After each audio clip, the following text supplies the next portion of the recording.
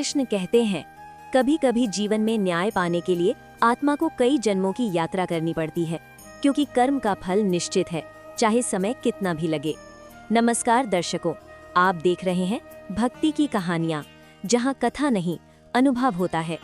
आज की कहानी है एक ऐसे रहस्य की जो महाभारत के सबसे बड़े योद्धा के पतन का कारण बना।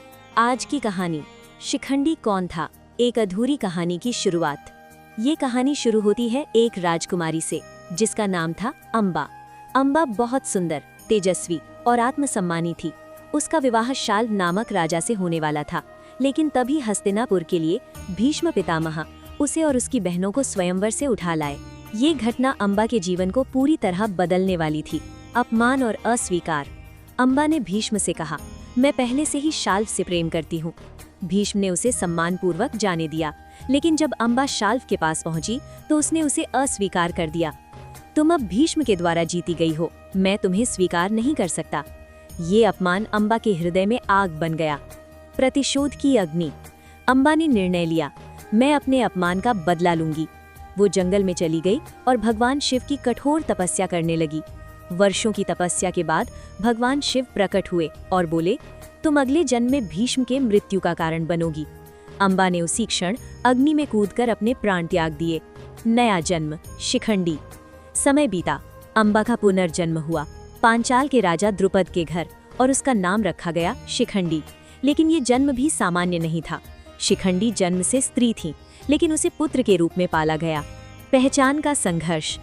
जैसे जैसे शिखंडी बड़ा हुआ, उसे अपने भीतर कुछ अलग महसूस होने लगा। वो जानता था कि उसका जीवन किसी बड़े उद्देश्य के लिए है।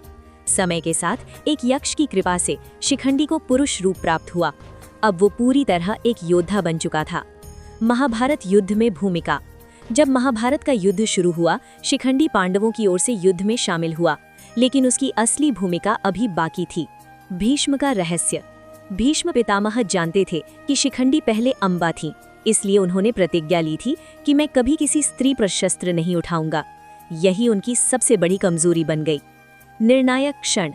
युद्ध के 10वें दिन श्री कृष्ण ने अर्जुन से कहा, शिखंडी को आगे रखो, यही समय है। अर्जुन ने शिखंडी को आगे किया। भीष्म ने शस्त्र नहीं उठाए और उसी क्षण अर्जुन ने तीरों की वर्षा कर दी।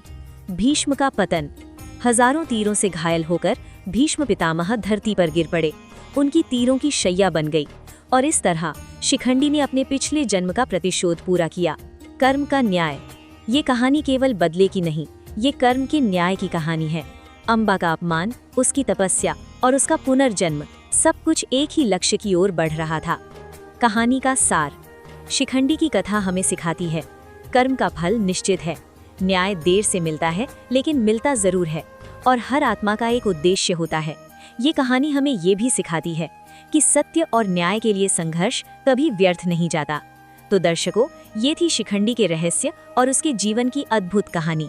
अगर आपको ये कथा पसंद आई हो तो लाइक करें, शेयर करें और चैनल को सब्सक्राइब जरूर करें। कमेंट में जरूर लिखें, जय श्री कृष्ण। नमस्कार।